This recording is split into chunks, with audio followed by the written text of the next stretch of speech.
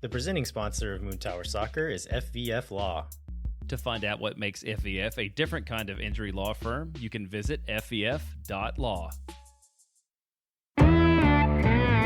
Hello friends, and thanks for listening to Moon Tower Soccer. This week we will review yet another frustrating 1-0 loss, this time at home versus Colorado Rapids, and then we'll be joined by Apple TV's Max Bretos to preview the LAFC game this coming Saturday. My name is Landon Cottom, and I'm joined as always by Mr. Jeremiah Bentley. Hey everybody, I'm Jeremiah Bentley, and I want to talk about our Saturday because I feel like it crossed paths in a couple ways, but never actually in person. Starting with this text thread that we were on with a friend of the show, Adrian Healy, on Saturday morning, where you were on the way to soccer while I was still asleep and heard him on the radio. That's right. Yeah, an 8 a.m. game out at Onion Creek, and turned on the radio to get some tunes on the way and heard our old buddy Adrian on KUTX. So that was that was cool. And then I assumed that you were wearing like short sleeves during that game, probably, right? And then I know I went out on that afternoon and like hit some golf balls and was sweating. And then, man, there was like a windy turn of events like later on in the day into that evening, to the point where I ran into your parents and line at the Verde store with many, many other people buying extra clothing to cover up with, because I don't think any of us expected that to turn out the way that it did. And that was even after, like, thank God they gave us those scarves. Like, I have never appreciated a giveaway as much as I did the scarves that I had wrapped around my neck, but we still ended up having to go into that store and buy a little extra stuff. And so I ended up seeing your parents there. But what was your experience during that whole game? Like, were you just cold and shivering, or we actually checked the weather, so we were quite prepared, and just the last few minutes started to feel the cold a little bit, but definitely saw quite a few folks walking into or around the stadium in shorts, not having checked the weather and just assuming it was going to be the same as earlier in the day. So that's not often a problem here. Like, maybe we get lightning and rain or something, but we don't get these types of temperature shifts often here in Central Texas.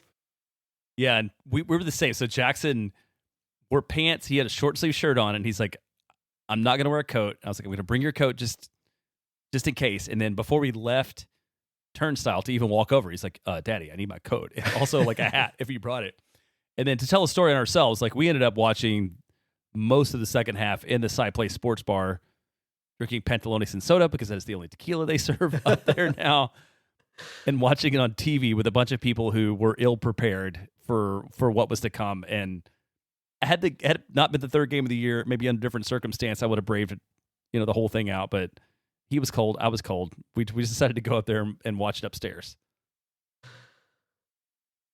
All right, should we get into talking about the game a little bit here? Yeah, let's get into that. And I think there's a lot of frustration this week in Austin FC soccer world in many ways. And I don't know if this is, I was thinking about this leading into doing the show. Like, I don't know if I'm encouraged or discouraged by the way that Austin found a way to lose, but I feel like Austin found a new, frustrating, creative way to lose, especially compared to the match in Portland. So Austin outshoots Colorado 20-6. Austin leads in X goal, has more accurate long balls, more crosses, more touches the opponent in half. Like, every statistic that you could put on the field, and even beyond the stats, like, if just like the eyeball test on which team was the better team on that night, you would believe it to be Austin. And there was just these weird events and balls off the woodwork. And ultimately, like, at the end of the day, it's still another 1-0 loss and leaves Austin on track to score the fewest goals in the history of Major League Soccer in a season with where they are right now. So I'd love to get your perspective on that beyond just the numbers, and how do you feel about it? And if you feel the same way I do or don't. Yeah, a couple of other stats I'll add on to that is 19 box entries. 13 of the 19 shots were inside the 18-yard box. And they got the forwards like Uzuni and Vasquez both had quite a few touches, quite a few shots. Talk about high crossing numbers. I know in years past that's been a downside of Austin, but in this game, quite a few of these crosses were dangerous and were in good moments where it was a good time to play a cross.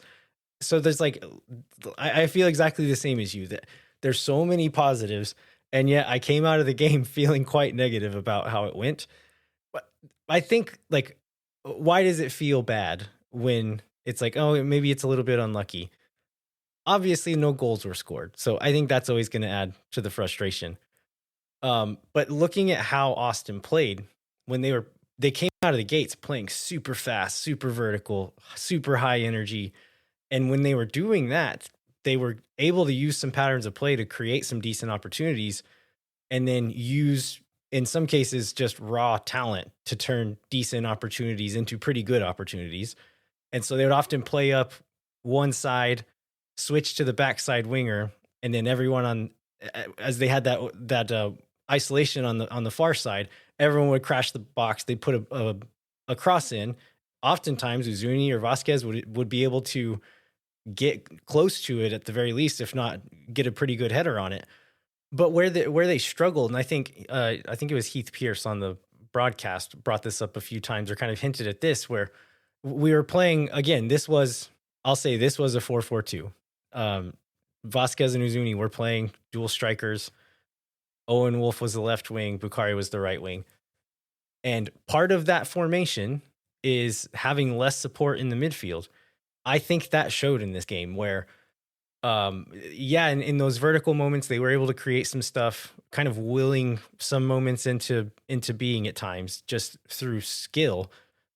But in the slower moments, there are times where maybe they could have moved the ball a bit more when like it doesn't make sense to play vertical. It doesn't make sense to play fast, to slow it down, make Colorado run a little bit, make them work a little bit more defensively. And then maybe you could turn those kind of fluky opportunities or half chances that you willed into being good chances just with ability. Now you're creating more actual good opportunities that maybe that raw ability turns into goals more often. Yeah, and you mentioned it like his name off the top, but I feel like Uzuni's night was 70 minutes long, I think, was like the most emblematic of all that. So the guy gets off 5 shots, hits a ball. I don't know if it ended up being ruled on target or not, but hits a ball like off the keeper's hand into the post. Had, I don't know, 2 or 3 of those shots blocked. Like, you can just see so much of the potential there. And as an Austin fan, you have to believe and hope that it's just a matter of these guys playing together and unlocking that will allow this team to be way more productive than they are right now. But I feel like his performance was the most emblematic of sort of the frustration on the night, where you see the pieces, you see the talent, like it can be there. But, as someone very famously said, goals change games. And if those goals don't come, then it becomes just like another night where Austin's going to be, 10th in the West after dropping points on the night, and nobody feels great about it. But I think he had the best example of that. And I think we cannot also let this go without talking about the officiating. One, in that it feels like there was a lot of stuff that was let go sort of in the first half.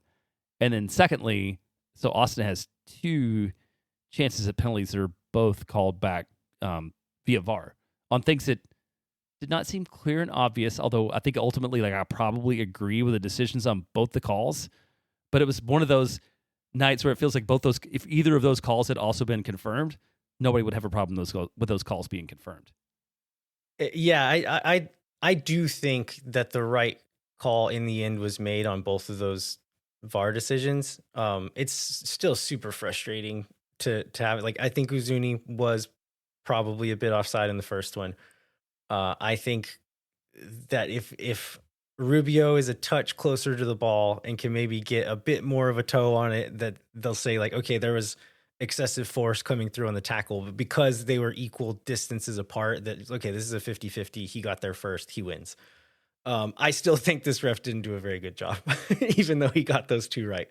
There were stretches of the game where he's letting both teams play really, really rough, but then would out of nowhere call a really soft foul. And I think Austin benefited from this several times. And so I'm not just saying like that he was calling against us. This is like a tone setting thing. And it's it sets a dynamic in the game where players don't know what to expect and they don't know what's allowed. And therefore they don't know how to play. And I think that did cause some weird energy in the game for both teams.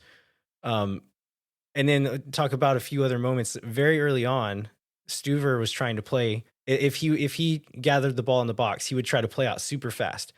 He had multiple guys running upfield, through it, and one of their players jumped up and blocks the pass. If Stuver had been playing that on the ground and he came in and tackled him there, that would have been a yellow card. And so I don't see why an infraction in the exact same situation, even though he's not kicking it, he's throwing it. It is an infraction. He called the infraction. I think he needs to give a yellow there. Another instance where Stuver makes a save and somebody boots it out. It hits Rubio. He turns out of pressure, gets fouled a couple of times. No whistle. He gathers the ball and squirts out between two defenders. He's free. Austin have numbers forward with Colorado players behind them. Whistle blows then. Like he got several moments that could have been pretty influential wrong as well. And then talk about the Uzuni delay as well, where after one of the VAR reviews, Uzuni goes down in the box. He calls a penalty. They go review it, come back, and then they make Uzuni sit off for 2 minutes. I understand this is part of the rules.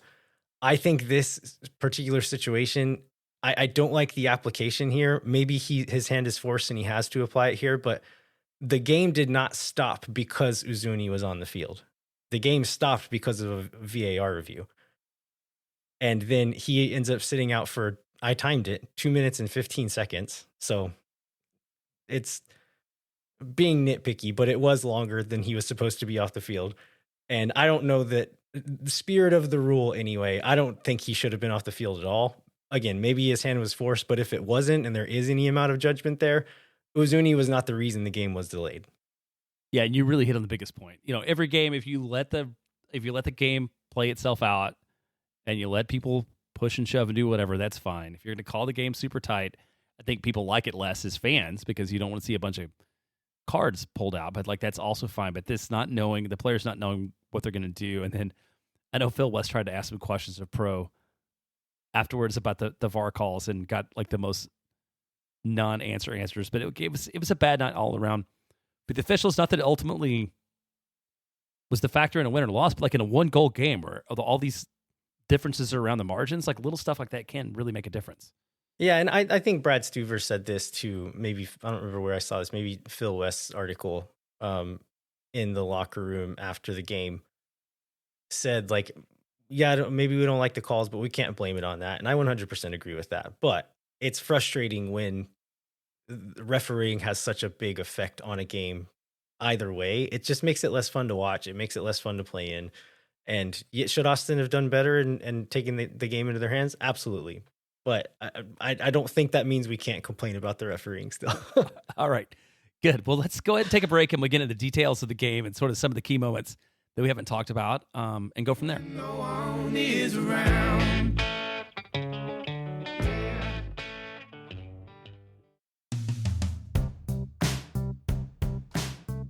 Moon Tower Soccer is brought to you by our friends at FEF Law, the official injury lawyers of Austin FC. FEF is a different kind of personal injury law firm dedicated to community, transparency, and client education. And they have their own podcast called Summary Judgment. You can check it out wherever you get your podcasts. You can go to FEF.law to find out what makes FEF a different kind of injury law firm and why understanding your legal options can dramatically change the outcome of a case. Once again, that's FEF.law. Amplify Credit Union is a member-owned financial cooperative that served the needs of Central Texans for over 5 decades. As a credit union, Amplify has no shareholders or parent companies. That means more of your money stays in the community. Amplify has been the home of free banking since 2022. Their free checking accounts come with 0 overdraft fees or minimum balance. That means Amplify's fee-free checking account helps you get more mileage from your everyday spending. Amplify membership is open to any Texas resident. Learn to trust your bank again at Amplify Credit Union. To learn more and to register for free parking at the Amplify Esperanza branch on game day, go to www.goamplify.com/moontower-soccer.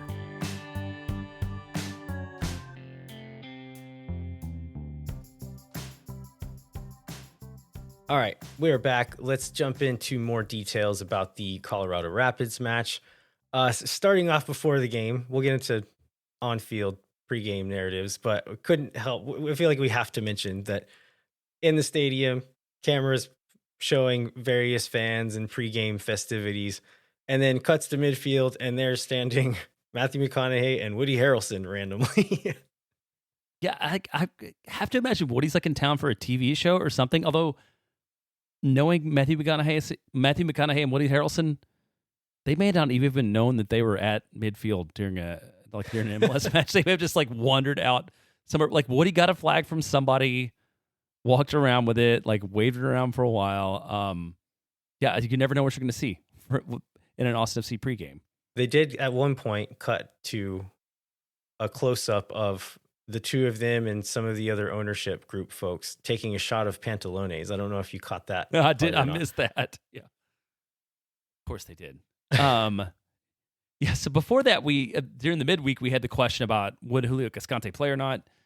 Nico Estevez said that he's very specifically said that he has the type of injury that he's out for 14 to 28 days. So we cannot expect to see him for a little while. And then I think we had the question that we talked about last week is will we see Popovich, Uzuni, or both start? And so we end up getting, I think, probably not the one we predicted last week. I feel like we thought last week it was more likely that Sabovic would start than Uzuni. So the lineup is Stuer, Biedrus, Vatak, Heinzek, Dessler.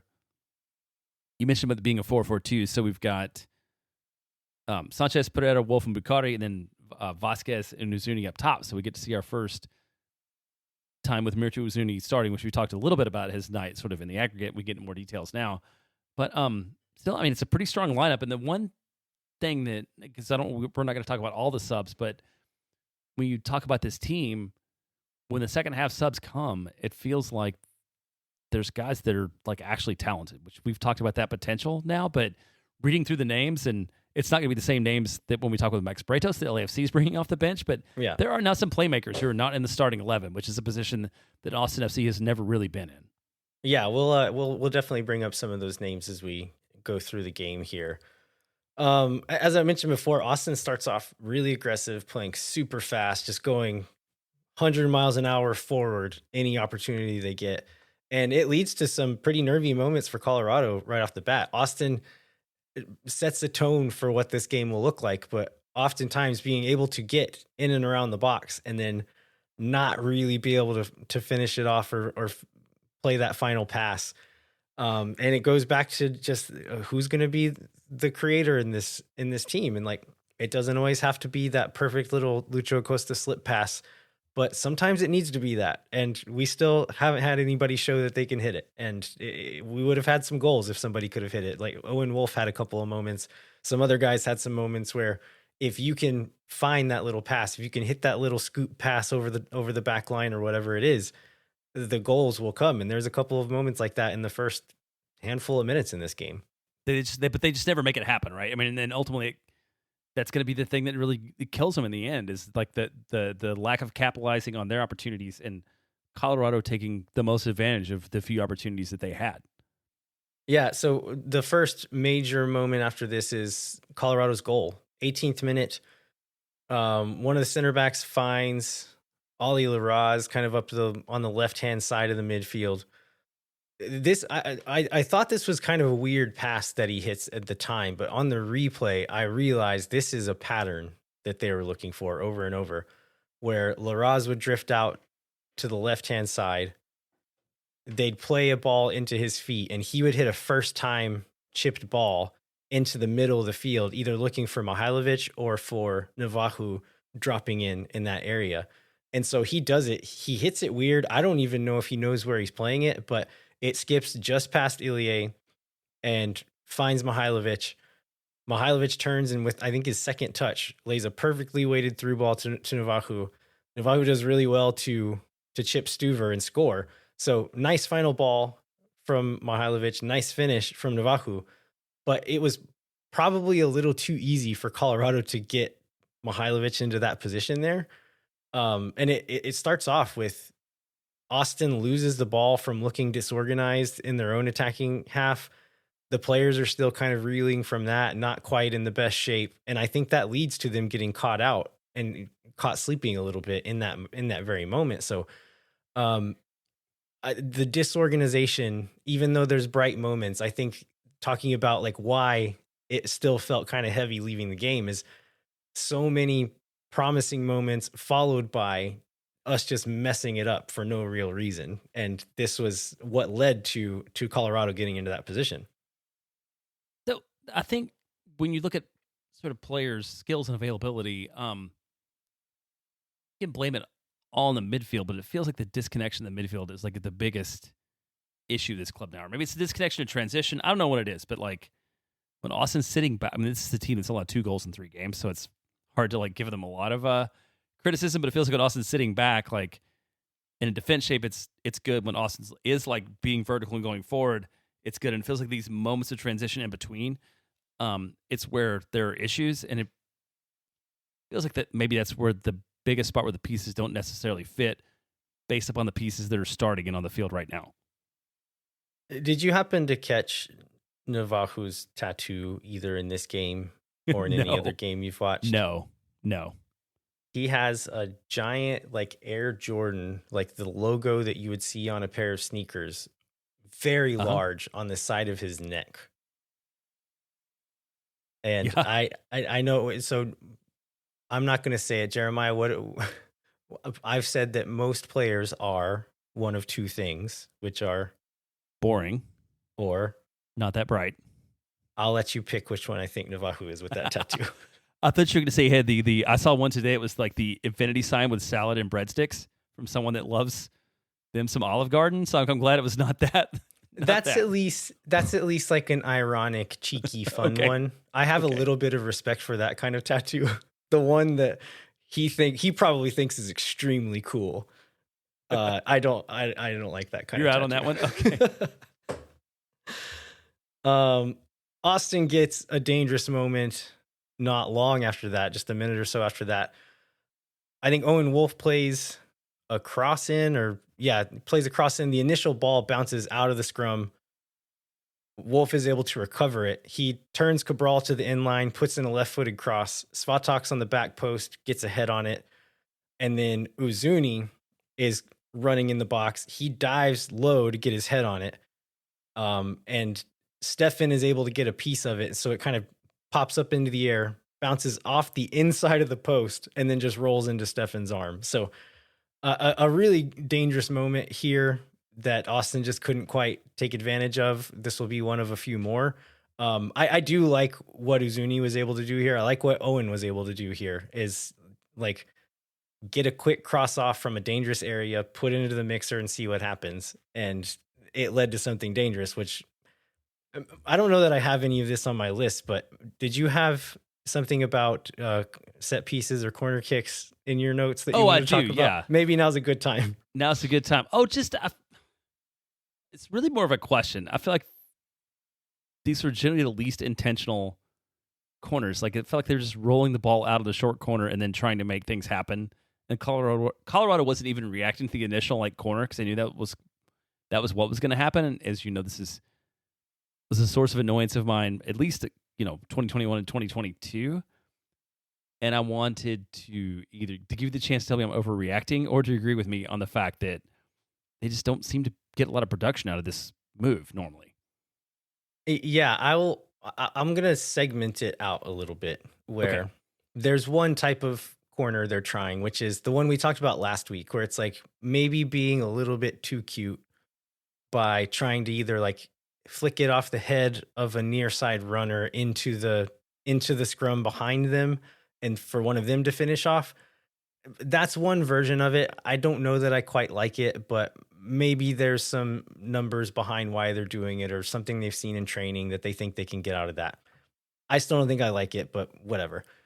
The other version is one that happened in this game where Owen plays it short to Danny and then plays it back to Owen and then plays it back to Danny, and we never even get a cross off. Those are the ones, when I wrote that note, those are the kinds of ones I was thinking about, where it's like it's guys kicking the ball back and forth when you had the chance, like take some advantage of having a set piece to do something different.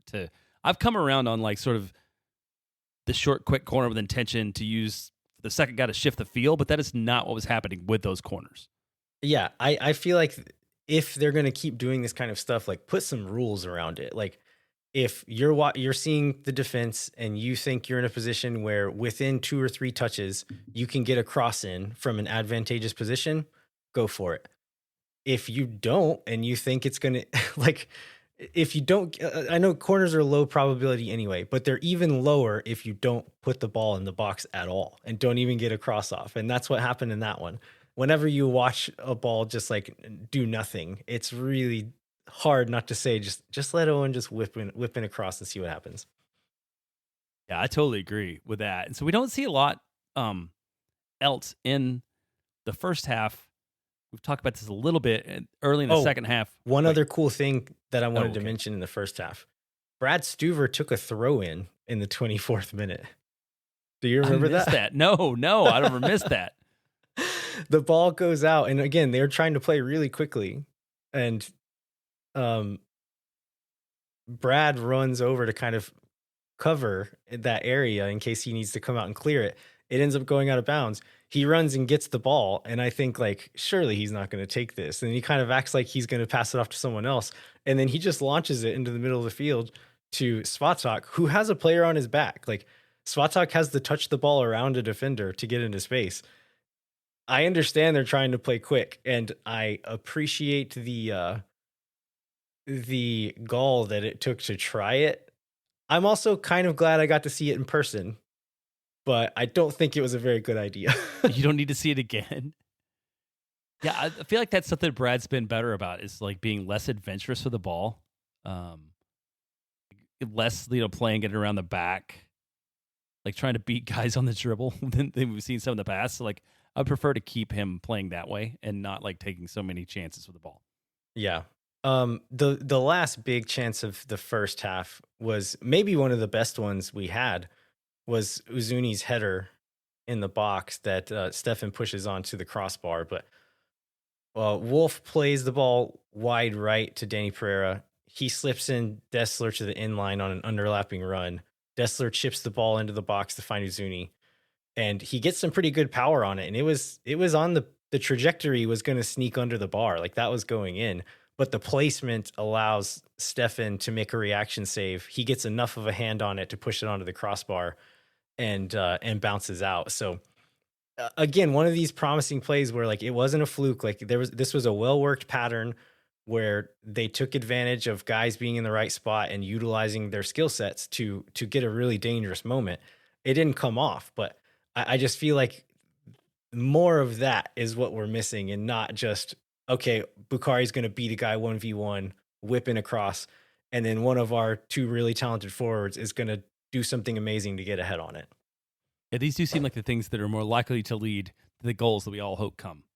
So halftime comes. Just after halftime, Danny Pereira plays a pass directly to Rafa Navarro. Almost, not quite Kit Keller style, but not far from it. There's luckily some defenders between Navarro and the goal, and so he misses. I on the replay, I realized Heinz Eich actually does quite well on this play. He kind of is splitting the difference between Navajo and Cabral, who's running up the other side, but then shifts in just as Navajo's starting to take the shot and kind of takes away the far post from him. And so at that point, Navajo has to make a decision: either go near post, where Stuver will have a better chance of making the shot, or try to curl it around Heinz Eich. And that's what he goes for and puts it wide. So I think Heinz Eich actually deserves some credit for his positioning in that moment. And then not long after that, we sort of talked about this already, but we get the Uzuni offside to take back what could have been a goal for Austin FC. Yeah, and this one springs again. So Stuver collects the ball in the box. He got tired of people interfering with his throwouts, and so he gives a big shoulder check to Kevin Cabral and then throws the ball. Gets it to Biru, and then there's some combination play. Ilie makes kind of a sloppy pass to Owen, but Owen gets enough of a foot on it to put it into Biru's path. Vasquez and Uzuni are both running off the back line. Biru plays a really good ball in behind for Uzuni. And this is one thing I wanted to highlight for Uzuni is he's clearly very, very talented, but I think he showed off some of his cleverness in some smaller, quieter ways. And this is one of them where that ball gets played. If Uzuni just kind of keeps running and waits for it to be into his path, I think I think it was Awaziem. I don't remember which center back. I think it was Awaziem. I think he just wins that ball.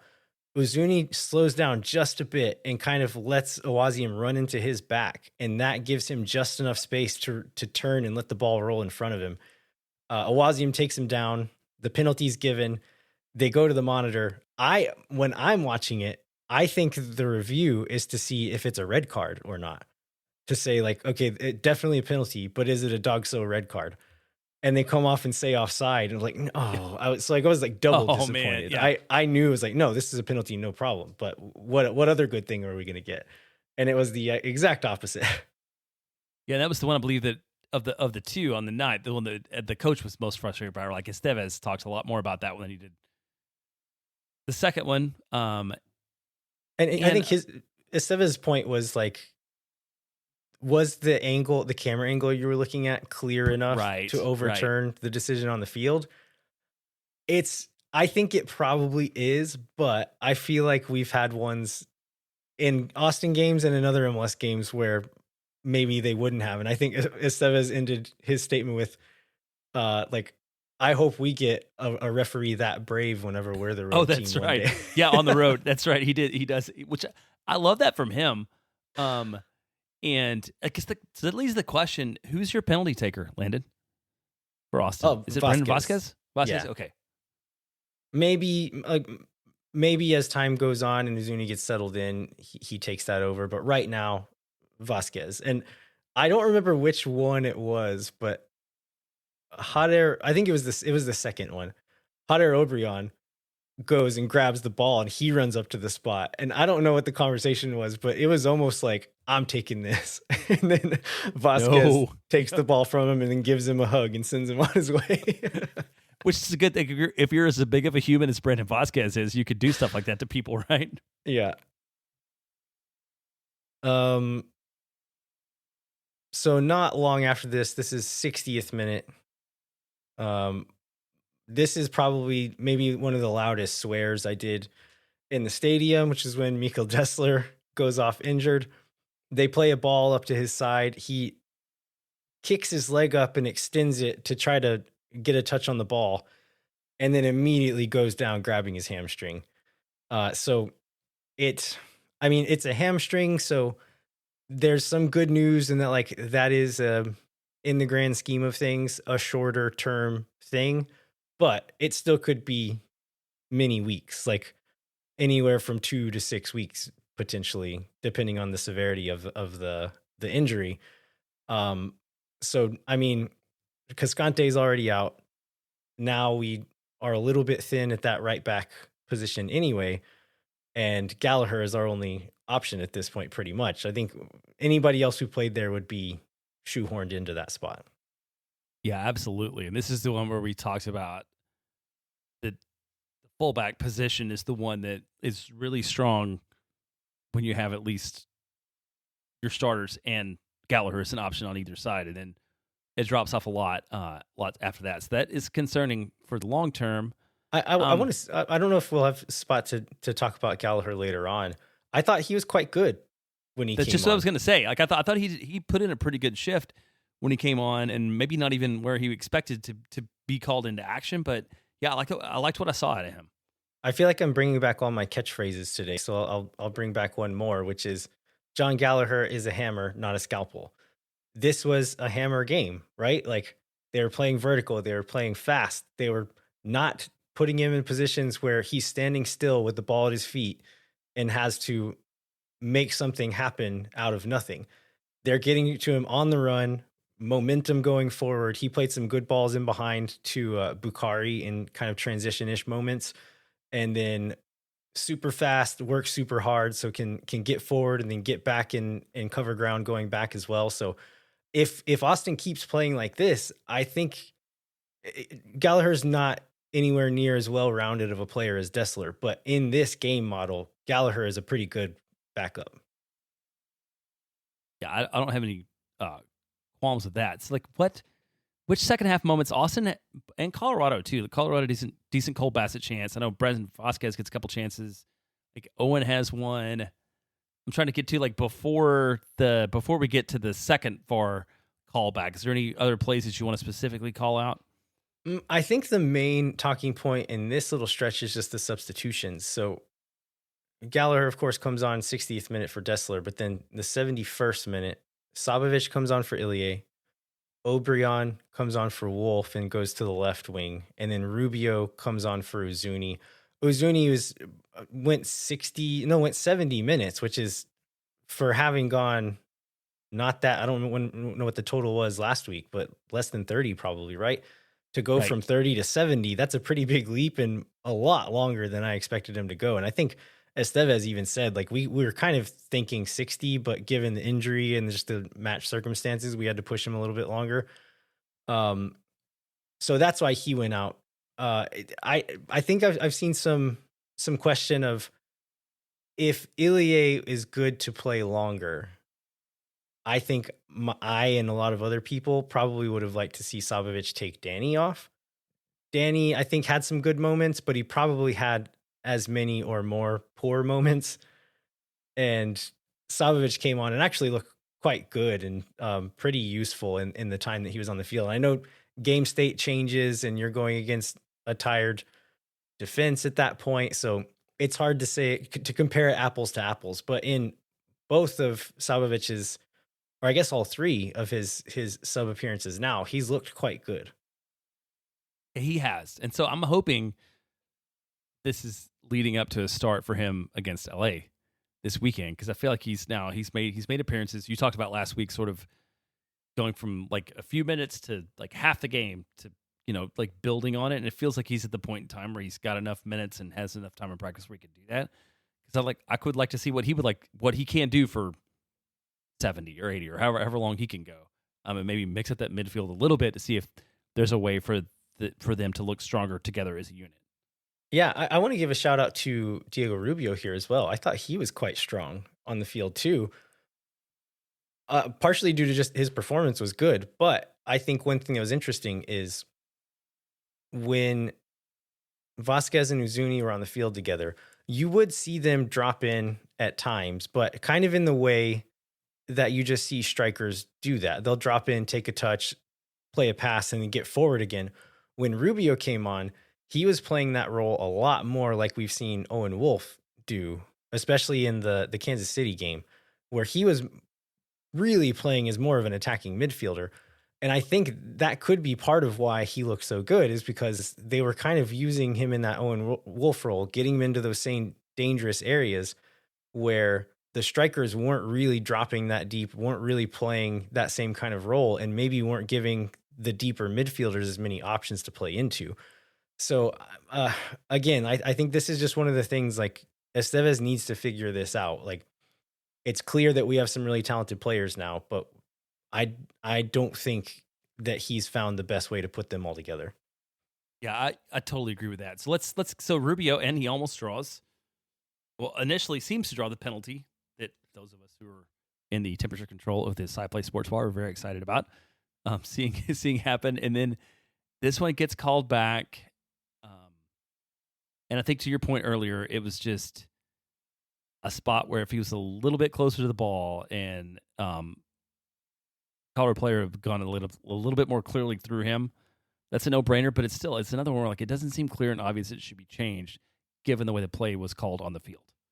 Yeah, the only two moments that I can remember where I thought Rubio like failed a little bit was due to just his age and lack of speed.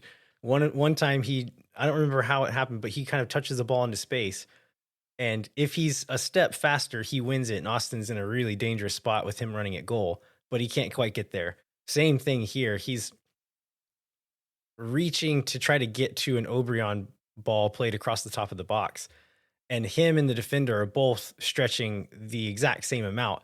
You'd think if he's maybe just a touch faster, he'll get there and win that first touch and then maybe draw the foul and get the penalty, or maybe do something else and actually get into the box and get a shot off or play a pass or something like that.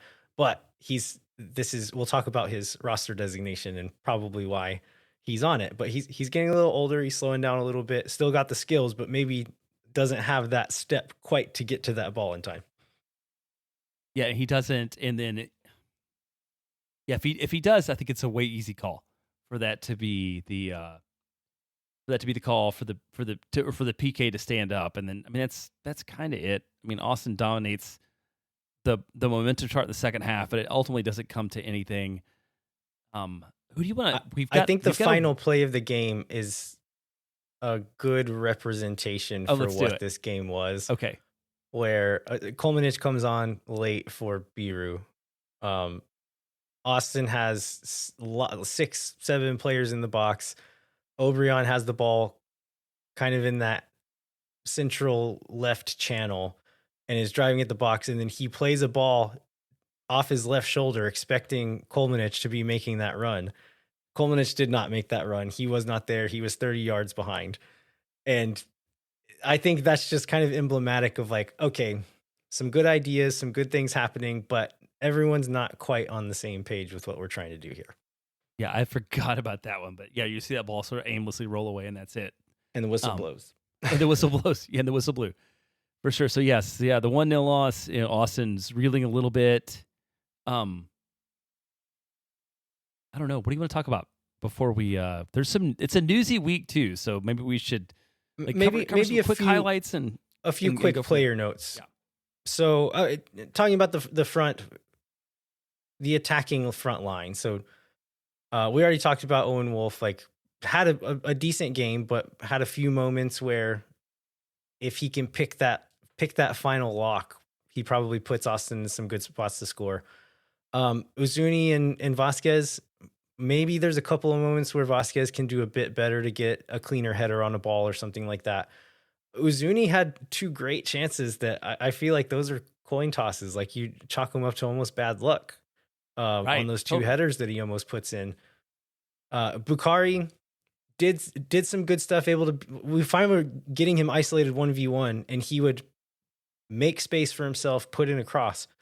I thought those times were quite strong. There's other moments where maybe he holds onto the ball just a little too long, and he play that first pass, play it quick, keep it moving is maybe the better thing to do. And then how do we feel about midfield?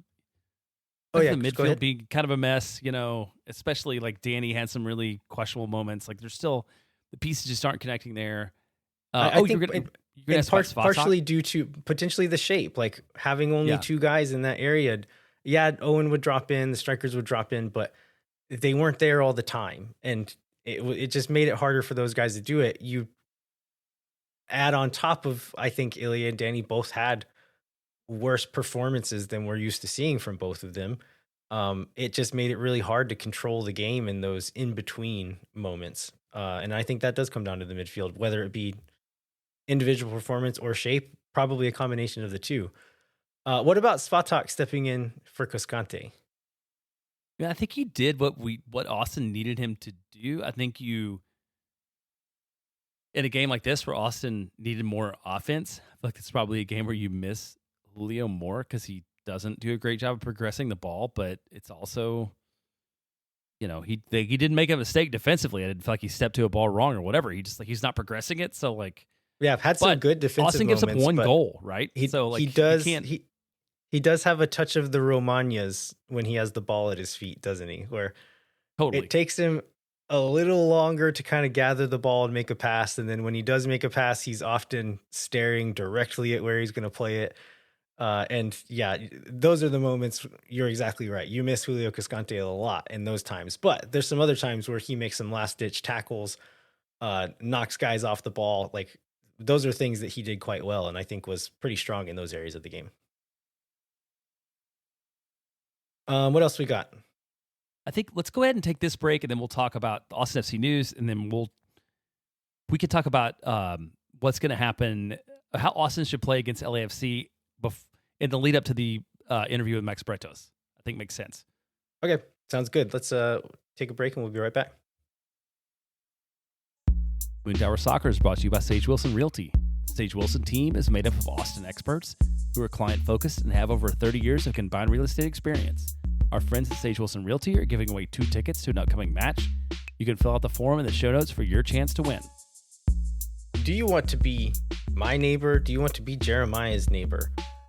Yes, you could do both of those. There are houses for sale in my neighborhood. There are probably houses for sale in Jeremiah's neighborhood.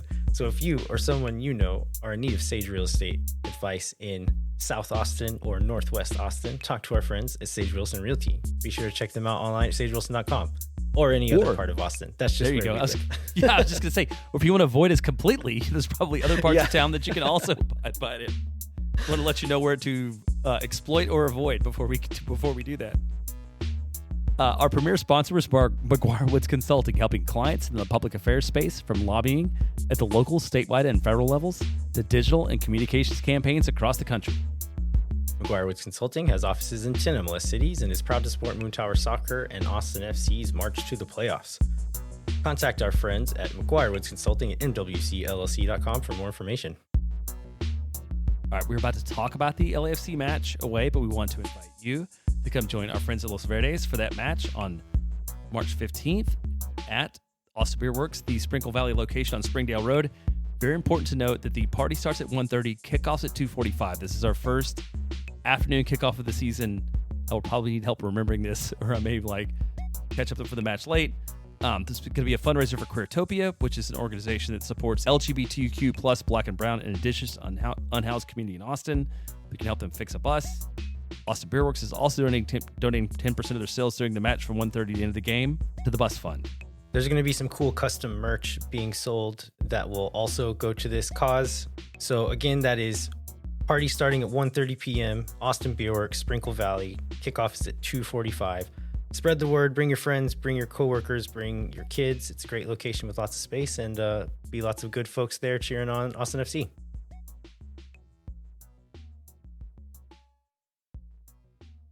All right, we are back. We are going to get to our interview with Max Bretos to preview the LAFC game. But first, we're going to jump into some Austin FC news. Let's start with Austin FC 2, starting off their season with a big 4-2 win. Yeah, and you went out to this. Well, okay, so before we get to that, also in their new kits, which they just rolled out this week. So I want a live report from you on what do they look like in the jerseys? And then also, what were your highlights from this match? The jerseys are nice. I think I was sitting next to Mike Cragnola, and I think he put it, I can't remember exactly how he phrased it, but it was like, they don't look like polished and nice enough to be a first team kit in Mike's opinion, and I agree with that. But they look solid. I actually quite, on paper, at least the photos I've seen, I like the white one better. I don't know if that's a popular opinion or not, but they were wearing the black one, which it looks nice, but I think it still maybe looks a little bit third division. Yeah, that's okay. Well, this actually reminds me of something else way back to the first team.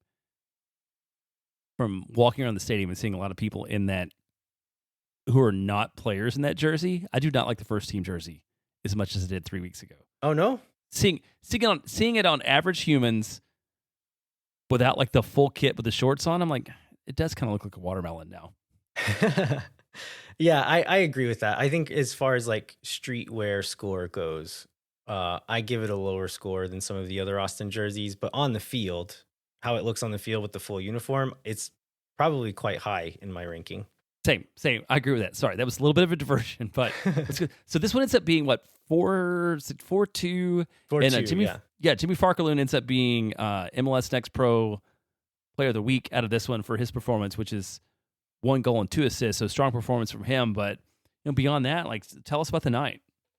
Yeah, I was interested to see with all the new players coming in, folks. We haven't really talked about it on the show, but maybe you've seen social media posts or news releases or whatever. There's a lot of new players on this team, and so there's some guys who I was pretty confident we were going to see. Other guys, I'm like, I don't know who's going to start at 6 different positions, and so we ended up getting 1, 2, 3, really just 4 starters that we were used to seeing. So we got Riley Thomas, who was the super draft pick at right back, Nico Van Ryn and Antonio Gomez at center back, Ruben Bonachera. Those guys were all there last season. Then in the midfield, we had newcomer Adrian Gonzalez, defensive mid, Jorge Alastue, who's a Spanish guy. I think he's 21, playing as the 10, Irvin Torres playing as an 8, and then Farkerloon Irish 20-year-old Peter Grogan playing as the 9, and then Micah Burton playing on the left wing. So some familiar names in there. I told you I wanted to see Micah Burton. Irvin Torres, like put his stamp on this team. He did that. He did not just look like he belongs. He did not look like an okay player. He looked like a really good player at this level, and he gets a goal to reward himself. And not just if he had not scored the goal, I still would have said he played a really good game. So I was just glad that he did get on that score sheet somehow. So yeah, but Jimmy Farkaloon, he scores a banger like 2 minutes in, and then puts in a really nice cross that Torres gets onto the end of and puts it in. They're 4-0 up in like the 40th minute or something like that. And then Colorado gets 2 goals later on in the game. But Colorado is playing Darren Yappy, edge striker, Kamani Stewart Baines, who was one of the Generation Adidas players in last year's draft.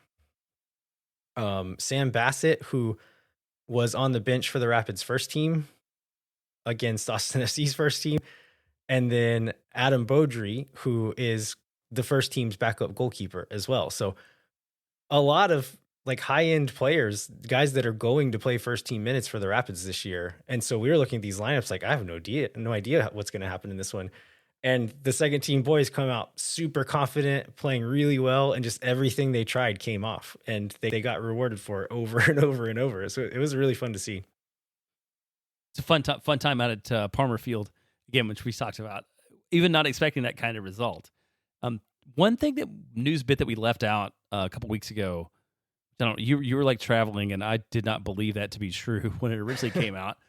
Is that every team in MLS put roster profiles out, and Rubio was listed as being on the supplemental roster, which seems strange given that when he announced his contract extension, he was very clearly listed as being on the senior, but through whatever I think Phil West has deemed the Matt Barsano rule, somehow he's making more than the veteran minimum that is available to the supplemental roster.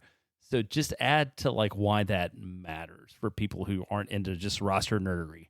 Yeah, so the long and short of it is senior roster spots are limited. You have 20 senior roster spots, and all of those roster spots count towards your salary budget.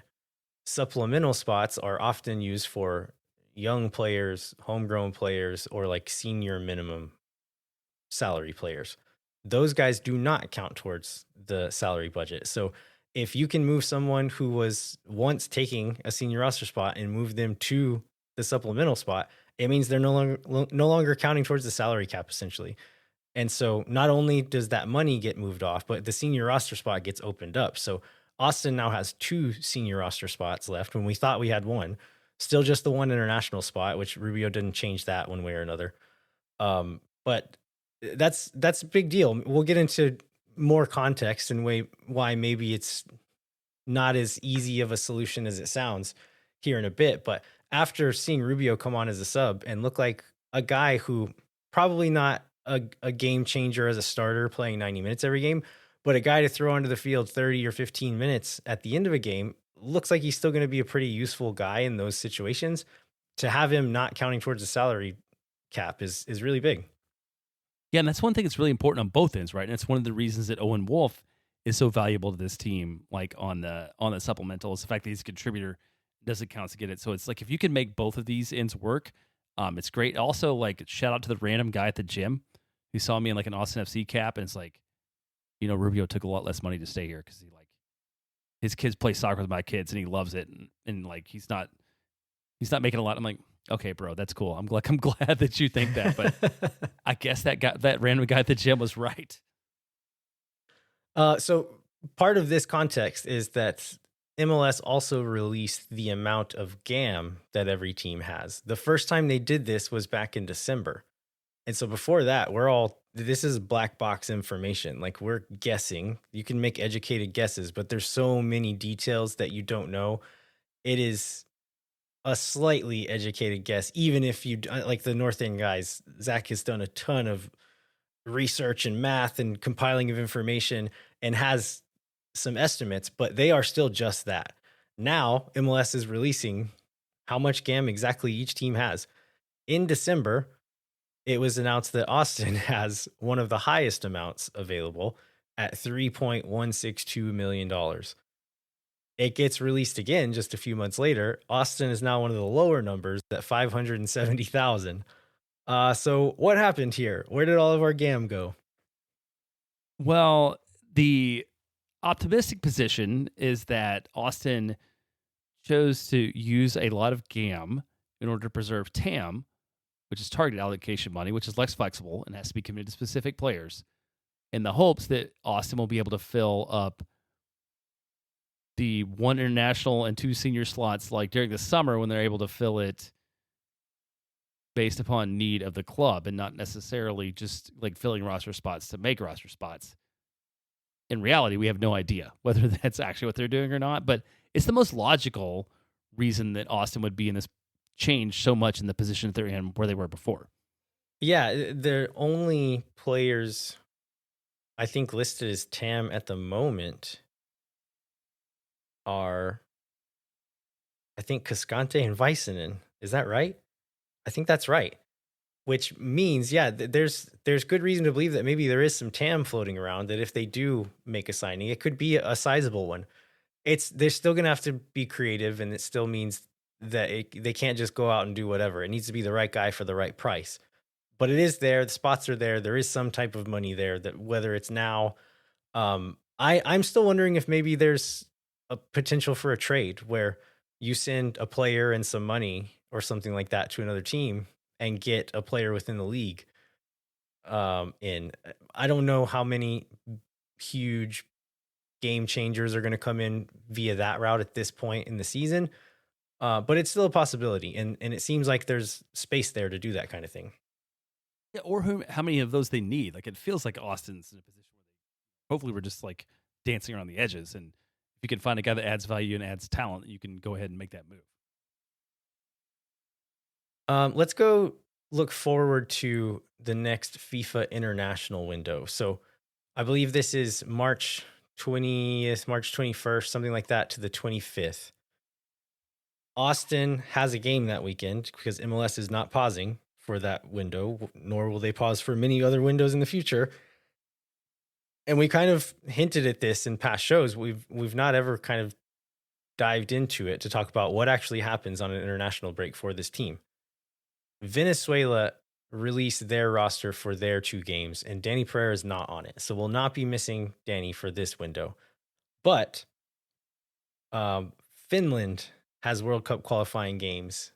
Julio Cascante is probably still going to be out with injury. If he wasn't, he might be getting called in for Costa Rica.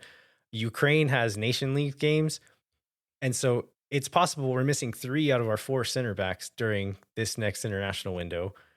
And then if you look at the front line, Albania has World Cup qualifying matches, so we might be missing Uzuni. Ghana has World Cup qualifying matches, so we could potentially be missing Bukhari. And then the U.S. men have one match on Thursday, March 20th. Austin plays Sunday, March 23rd. So Vasquez seems like he's kind of a bubble guy that may or may not get called in to the next camp. Even if he does, I think he could probably still do both, where he leaves after our game the weekend before, goes with the U.S. for a few days, plays or doesn't play on Thursday, either way, gets back to Austin and can play again on Sunday. So if he does get called in, it's less treacherous in that regard. But the back line starts to get quite thin. What do you think we do if all 3 of those guys are missing? Brendan Heinzike is our only first team center back. Who do we play in the back line? I feel like you have to call up an Austin FC 2 player because the other option is what, playing Owen Wolf in a back. I think like Dubersarski skill set wise would be better there. I mean, playing a back 5, you're putting 2 people out of position at that point, probably. That's true. Yeah. But I will say Nico Van Rijn for the second team looks quite good. I think he could fill a hole for a game in MLS, probably. I think the only reason he's not on an MLS roster now is because tale as old as time. He's not American, doesn't have a green card. So I think they could move him. Antonio Gomez played preseason with the first team as well. I think he could do a job as well. I think I like Van Rijn a bit better, but I think either of those guys could step in and not be terrible.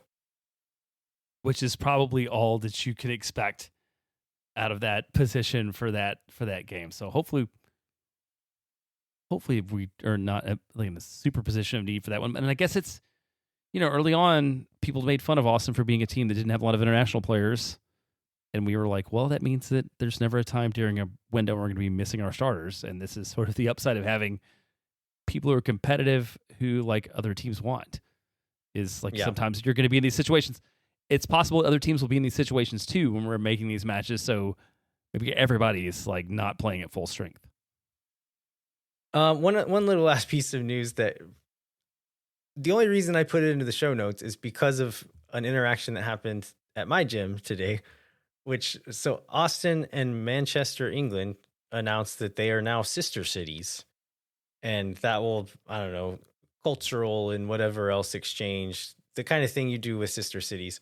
But there's a photo being pushed around where they traded a Manchester United jersey and an Austin FC jersey.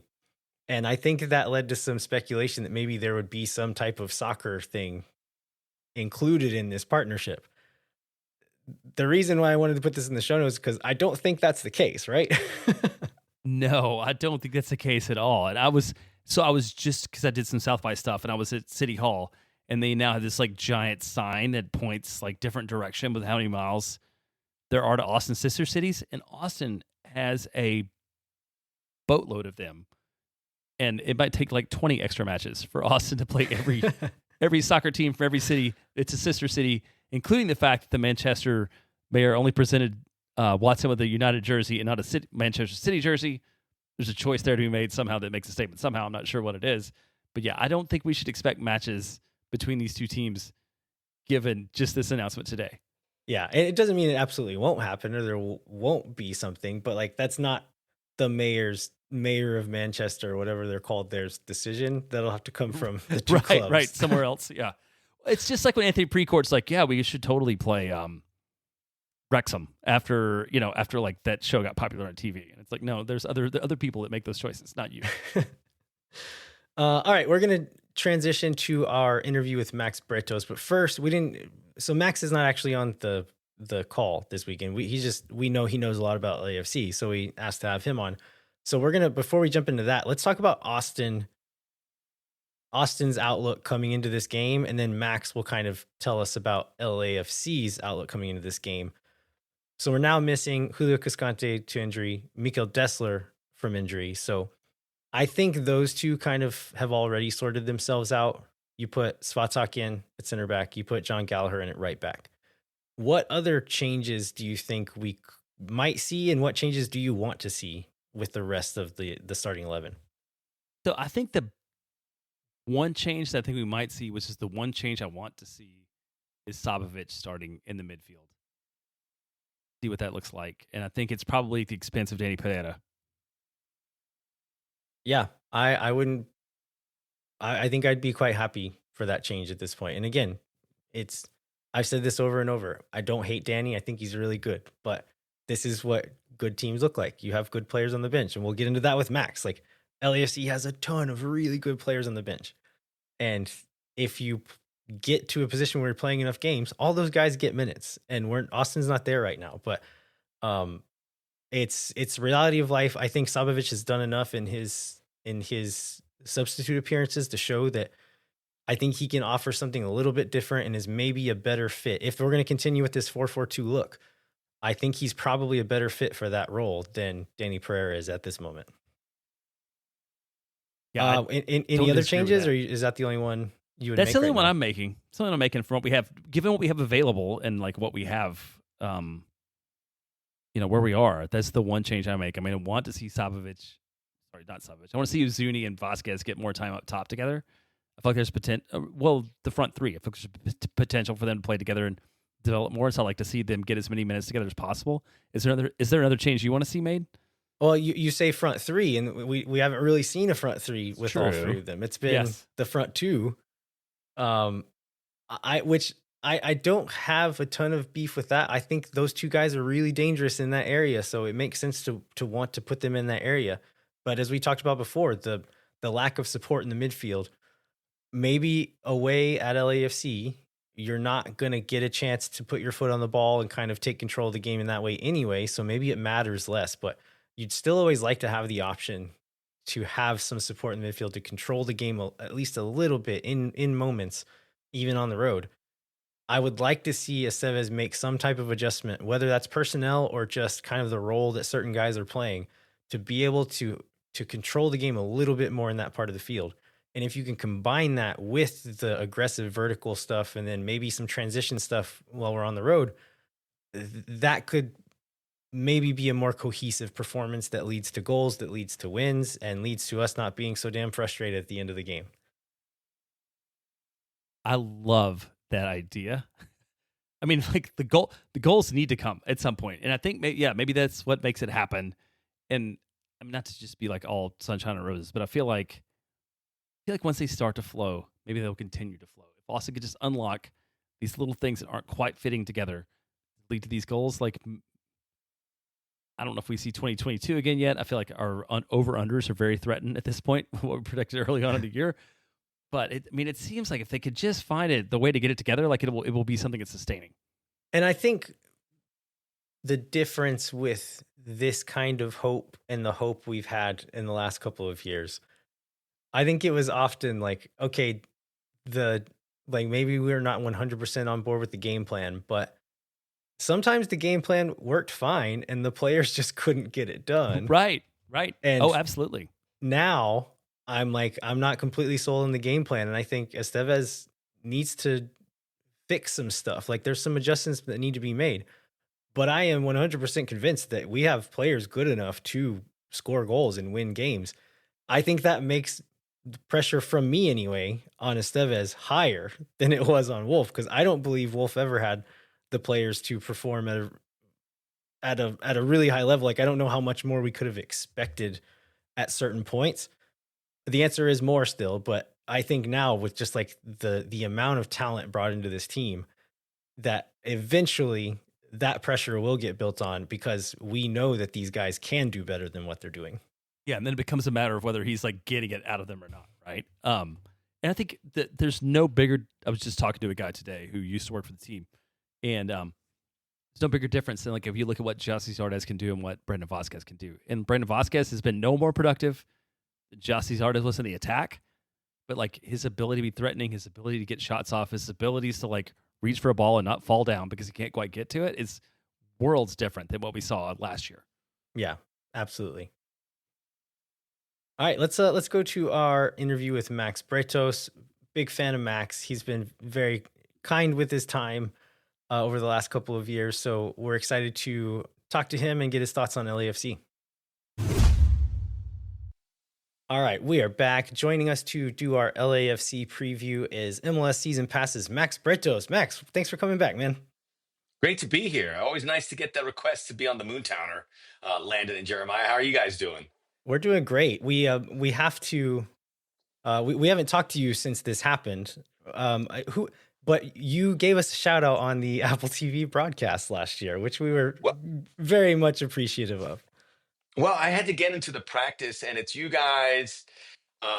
It is the Lobbing Scorchers guys. I do a lot of Seattle guys, and I think MLS more than any other league or any domestic sports league, and maybe I don't know anywhere else. You have to lean into the guys that are rolling up their sleeves locally and getting all the excellent intel and covering the team day to day because we don't have enough of that, you know. So it's an amazing resource. So I really appreciate what you guys are doing, and that coupled with friendly faces.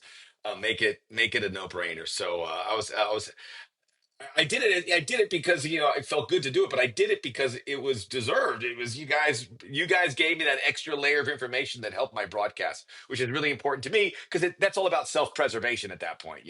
So I appreciate you guys. The check is in the mail. Well, it felt especially good because we've done quite a few of these interviews and had quite a few folks on, and watching a game, we'll hear a little piece of information come out and it's like, I think we gave them that, and which is cool in and of itself. I understand y'all are doing a job, you have to keep things moving, but for someone to use the information we gave and then go back and say like, thanks for that, guys, and we appreciate it. That meant a lot. And in defense of those, sometimes in the broadcast you're going quickly, and it can maybe a little bit cumbersome if you explain where you got it all from. And so, Yeah, but I think if you could pick your spot, which I did that time, I'm sure a lot of the guys would do the same thing. yeah, absolutely no shade to any of the other folks. I understand it's a tough job y'all are doing, and it's probably hard to think about anything else at that point in time. We can throw shade. There's always little time. There's always little time to squeeze in some Moontowner. Let's get into LAFC talk. So it's you're not actually going to be on the call this weekend, but you still know this team better than Yes. pretty much anybody. So we know that you'll have a lot of these details still. A pretty tumultuous offseason with LAFC's roster, lots of ins, lots of outs. What are the biggest ins and outs that we'll see, and how has that affected their season so far? Well, I guess the biggest in and out is the turnover in the midfield. So Ilie Sanchez, who I know we'll talk about later, is now an Austin player. Edward Atuesta was his loan wasn't picked up. He's now in Orlando.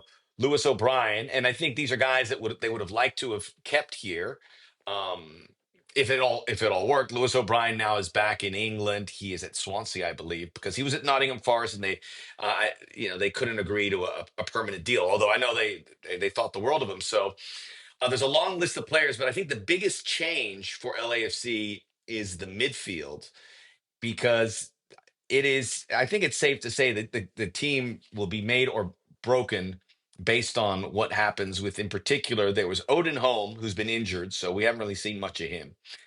But Igor Jesus, who has been a rock star upon arrival, and Mark Delgado, who came over from the Galaxy, which is an interesting story for a variety of reasons.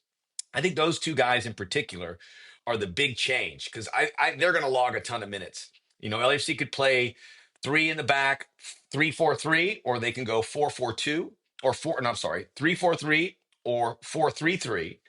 And when the midfield is clicking with Igor Jesus, and I think that's the preferred lineup when they can go three midfielders, which means Delgado, Igor Jesus, and Timothy Tillman, who's having a great season in 2025. He's had a couple spectacular games. So the midfield, which was a big concern when Lewis O'Brien and Ilie Sanchez and Eduardo Tuesta went elsewhere. We were curious about what that would look like. So that's been the big one. There's some other pieces. Jeremy Abobasi is going to be a featured player without question. There is some of the defenders in Kosi Tafari, a lot of some MLS know-how here that's coming in here. And then the latest ones, which I don't know what are going to look like right now. Artem Smolyakov, a fullback, pure left footer, which is nice to have. And Cengiz Under, who was on the bench against Seattle. And I don't know anything, but my guess, I don't think he plays against Columbus. This could be dated, but he might play. But I think he might get a bigger look against Austin at home. So they're still integrating all these players. But where the biggest development has been is at the midfield by necessity, because they needed midfielders because they didn't have any. Well, I think, more than anybody else, this happens every offseason for LAFC. So is this the model? Like what this seems more extreme than most, but LA seems very familiar with it. Is that something y'all just grow to expect every year? Is like the whole rosters or half the roster is going to turn over and we're going to have a whole new bunch of guys? It seems like that. It's they're very crafty with how they sign players, and I think there's this misconception that LAFC is throwing money at the player market, and they really are not. They're very savvy. They do a lot of loans, and they're doing this based to get to cast a wider net to see who sticks. A guy like who did was Mateus Bogusz, who now they've made a big sale over to Cruz Azul. So they're also looking to be a selling team. And Christian Oliveira was another player who it was spelt out a lot over social media, but that wasn't the best departure by any means.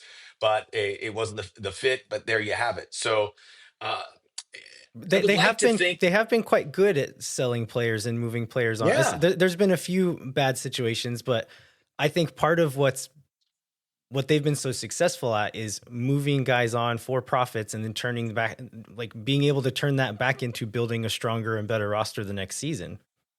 Right. They haven't got to the point where their academy is developing the players like a Seattle, like a Philadelphia, where that can be a stream of income, for lack of a better word, to bring into the club, to boost them, to help their profile. That hasn't happened yet. I think they're getting close to that. So what they need to do with a great scouting network is to find those players that they could bring in. And a lot of players want to come in. I think with Steve Cherundolo and Neil McGuinness, who is one of the execs there, they have a really good network in Europe. And so we've seen Bogusz, we've seen Igor Jesus is a Brazilian player, but he came from a Portuguese club. We have seen a lot of guys coming from that direction. Even in the past with Bogusz and Krastev, there's a long list of guys. So we're getting a lot of young European players coming here, or European-based players.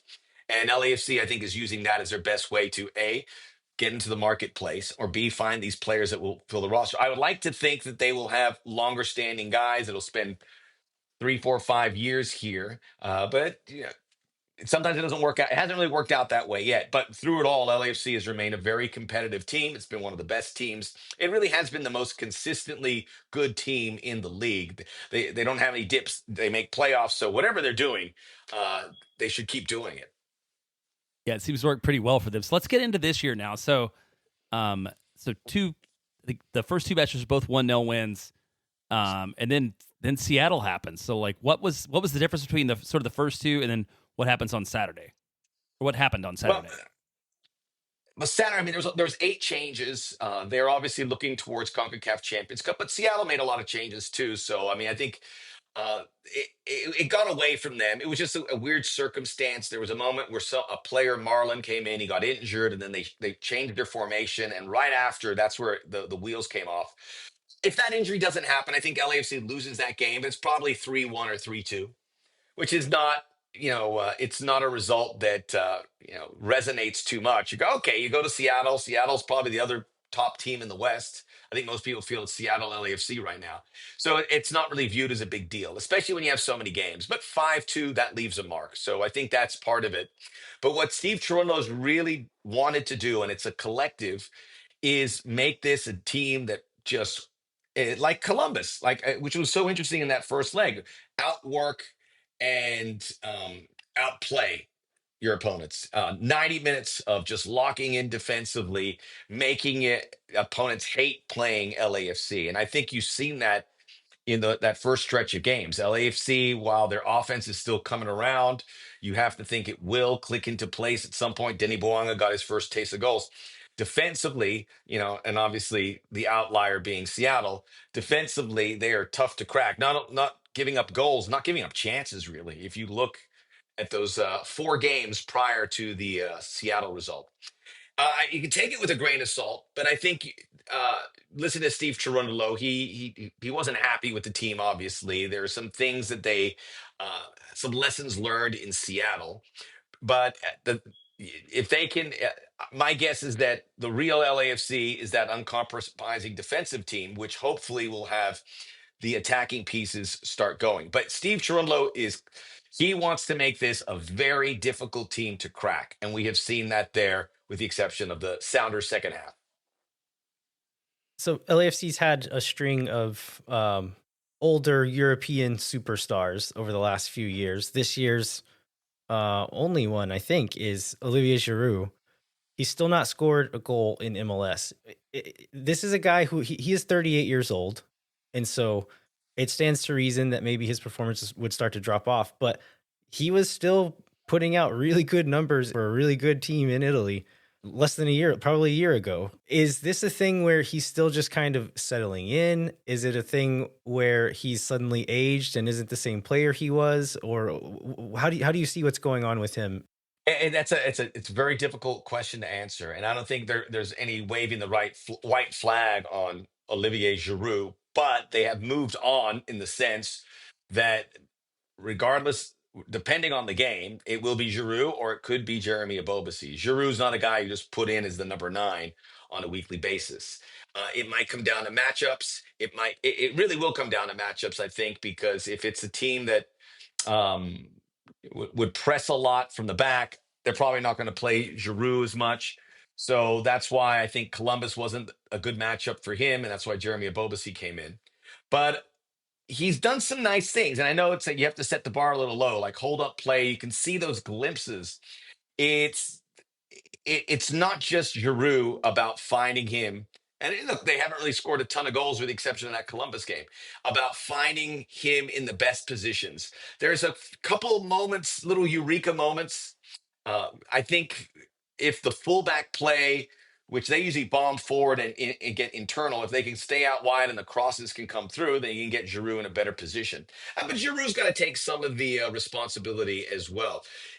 This is gonna he's gonna be here all year. He's going to be a part of the team. He's happy with the team. You can see that he lifts up his players. I talked to the teammates about how Giroud is, and they say he is absolutely delightful. He's a great teammate, and he's always there. He's training and working hard. He's not sulking, which under these circumstances you can imagine things can go sideways. But that's not the case. So I don't. The thing as it stands now, Olivier Giroud is not going to be an everyday number 9 for them. He is going to have to get his pick his spots through the coaching staff to see where he works. But there's always that opportunity that it will fall into place. He really needs a goal, and you figure that will help. But when you see it, it's not like he's missing chances. The team around him has to find better positions and find places where he has those opportunities. A clear header, a ball inside after drawing a defender, where he can get those Giroud chances, like high percentage shots, which he's had next to none since with LAFC. But I think the offense as well. I mean, it's not like anyone else is scoring a ton of goals. So LAFC building through the back, through the transition. Hopefully they can find the combinations, and with his big roster, find certain players that work better with Olivier Giroud. Well, I want to. You've touched on this a little bit. So, like, there's the CONCACAF Champions Cup game on Tuesday. LAFC does have a big roster, so they have the ability to manage some of this. Like, so in your head, what does this look like in terms of playing on Saturday, playing on Tuesday, playing on next Saturday? Like, where do you think we see the changes? Well, it's been hard to keep track of because it's been uh, he's kept us on our toes, not only with the player changes, but the formation changes with 3 center backs. They have a lot of good center backs. That was something they did in the offseason. So they had Aaron Long, Maxime Chanot, who's has been I believe in the concussion protocol, so he hasn't played. And then Eddie Segura, who's been great, Marlon, who did get injured over the weekend, and then who am I missing? Oh, and Kosi Tafari. So they Yeah. have 5 center backs that they can mix and match there that they feel will be getting a lot of playing time. Uh, and that's what they want to do. They want to play to their strengths. This is a team where everyone other than other than Denny Bouanga and probably Igor Jesus, and right now the fullbacks because there's not a lot, but that could change with the arrival of Smolyakov. No one's going to be in ink in the starting 11 from game to game. And the good news is they've had a lot of games right now, and they're hoping that that will continue if they can advance past Columbus. So, I mean, when people say who the 11 is, Steve Cherundolo's got everyone on their toes because he is empowering a lot of guys who train well will get a chance. But at the end, once this next round of CONCACAF Champions Cup ends, and regardless of whether LAFC advances or not, there'll be a break for a couple weeks, and then I think we'll see Steve Cherundolo's first team kind of come into view as to the group that he feels will be the team that would be there for the money down. We have a pretty good idea. I think you can pick 7 or 8 of those guys, but like Abobasi or Giroud, who would get there? Will it be David Martinez? Will it be Nathan Ordaz? Will it be Cengiz Under as that third player in that front 3 with Buanga and whoever the number 9 is? And then the center back. Aaron Long's a guy I think you could lock in there for the big games. He is the captain. Hugo Lloris is another one who was rest this weekend. And Sergi Palencia, who gets there with Ryan Hollingshead. So I mean, you're close to a desired 11, but I think everyone there, to a man, with the exception of Buanga, Lloris, and Igor Jesus, could be the subject of some rotation by design, because this is what LAFC wants to be. They want a team of a group of players that all know that they could play 90 minutes, they could play 45 minutes, or they have to wait to the next game. Yeah, it's sounds like good problems to have too. Whenever a lot of those guys you named who are not nailed on starters or will regularly be on the bench could and would start for a lot of teams in this league. Yeah, but that's when you talk to them. That's what you're like. Hey, aren't you worried about that? Like, no, this is why Jeremy Abobasi could start for I think, all but 5 or 6 MLS teams, but he came to LAFC. He knows what's up. And Kosi Tafari could start for 20 MLS teams, but he decided to come here because of this opportunity. There's 3 or 4 guys like that, and they all know that um, they have sacrificed being an everyday player, maybe sacrifice some money in that case, in order to be part of something that they feel will get them closer to trophies, get them better as players, and this is that opportunity. Everyone gets coached. Get their wheels coached off at this LAFC club, but it's really nice to watch it. They leave their egos at the door and they play for the team, and that is the guys I mentioned. That is Olivier Giroud. You don't see the ego. I mean, you see a guy who probably nods his head. He goes, "I get it. I'm here. I'm a team player." Yeah, that feels like the difference from what LAFC has built and what, say, LA Galaxy did for a long time, which there's like, let's just sign the biggest stars we can find, because we're in LA and they'll come here.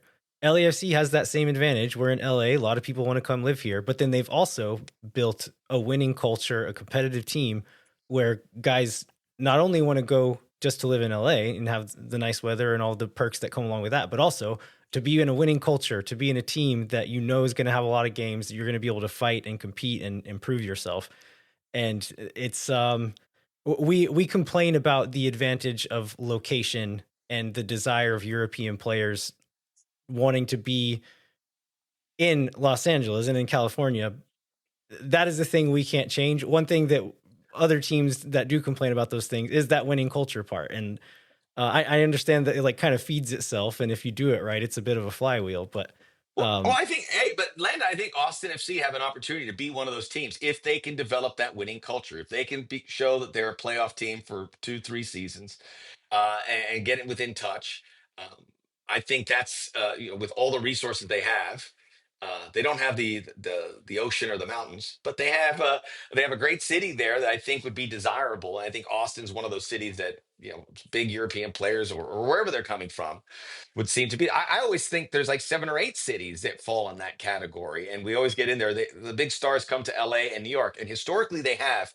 But I get the feeling that might change the next few years, whether it's Austin, whether it's Nashville. Obviously, Miami is another one that you put in that category with LA and New York. I'm from Miami. I'd much rather be in LA or New York or Austin, for the record.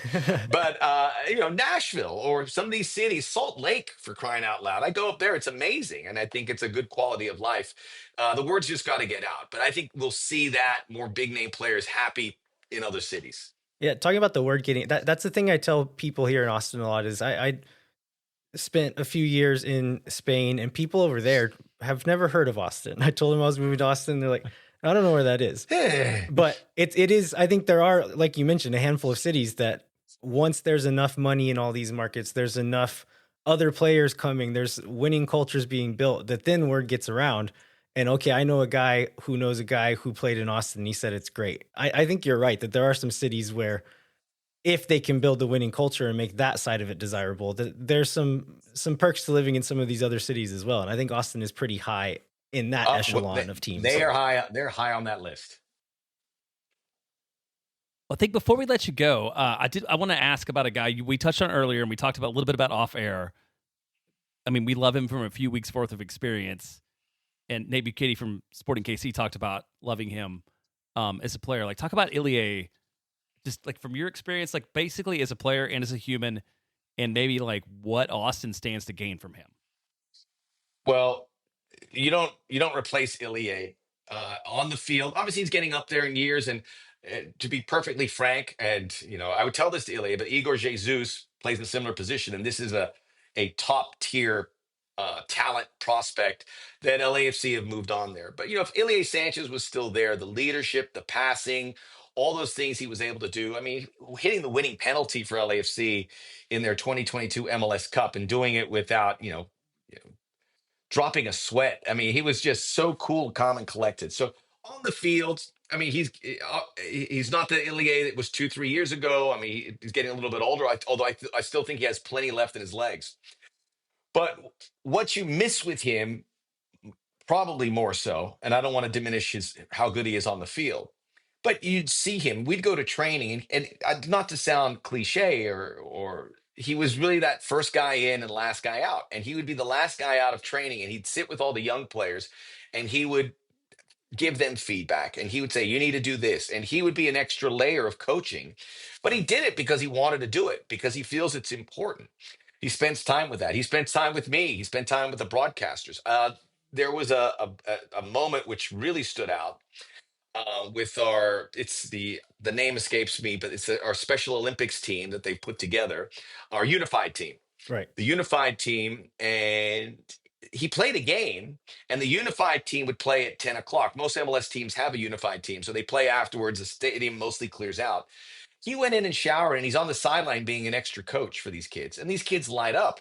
And I was sitting there because, we have our duties after the game, uh, in the media room, etc. And I watched that, and I'm like, it's such an incredible example. But I don't know if anyone could follow that example, because he goes above and beyond and beyond and beyond. He does it because that's who he is, but there's never an end to how much he will commit to the club, to the city. I mean, he was here for 3 years, and he is a Mount Rushmore LAFC player in many ways. Uh, but those things are you can't replace. And I know LAFC misses it because of certain players. I think got better because Ilie Sanchez was a teammate, and that's just a reflection of who he is. He's just one of the best people in this league I've ever met, maybe at the top of that list. And there's too many examples to share about what he does willingly, on his time, to help the club. He is the club guy. He will immerse yourself, and if you haven't seen it already, you will notice that in Austin. Yeah, he got named captain, and I think there's still some folks in Austin who weren't all that familiar with him yet, and were maybe expecting one of the guys who had been around a little bit longer. But I think they had him in the midweek media availability, and then watched him play one game, and I think it pretty much won everybody over by in a Sounds span about of like right. 48 hours. Yeah, sounds about right. All right, well, Max, thanks so much for joining us. This has Okay. been a blast. Thanks for sharing your insights and your knowledge, and for being such a good dude. You guys, anytime. You're my favorites. Okay, don't tell that to anyone else. But I appreciate love it, it. and I know Austin hasn't clicked yet, but it'll get there, and I can't wait to call a game down there. It truly is one of the very special places in American soccer. Take that, lobbing scorchers. Take Yeah, it. that's right. All right, we'll see you later. All right, we are back. We want to thank Max Bretos one more time. Thanks to all of you for listening. We'd like to remind you to rate, review, and subscribe wherever you get your podcasts. Come find us on the internet, wherever you are on the internet. Patreon, I have some concrete updates. We've got the rewards picked. We have a designer working on designs. One of the designs is done. The other one is in process, but I think we'll be able to have announcements and mock-up designs to maybe put on the internet quite soon, next week or two, probably. So exciting there. I think I do want to put a deadline on 2024 rewards. I'm going to say Friday. What's the date then? Friday, March 14th. If you're listening to this right now and you want to double dip like we talked about last week, where if you sign up now, I'll send you the 2024 rewards package. And then once we get the 25 package ready, I'll also send you that one. This Friday is going to be the deadline for that. So get in on that now. And then anything after that, we'll just be sending you the 2025 kit. All right. Well, thanks so much for listening. We'll be back next week to review Austin away at LAFC and then preview Austin's Sunday match at home against San Diego FC. Until then, I'm Landon Cottom. I'm Jeremiah Bentley. We'll catch you next time. When no one is around.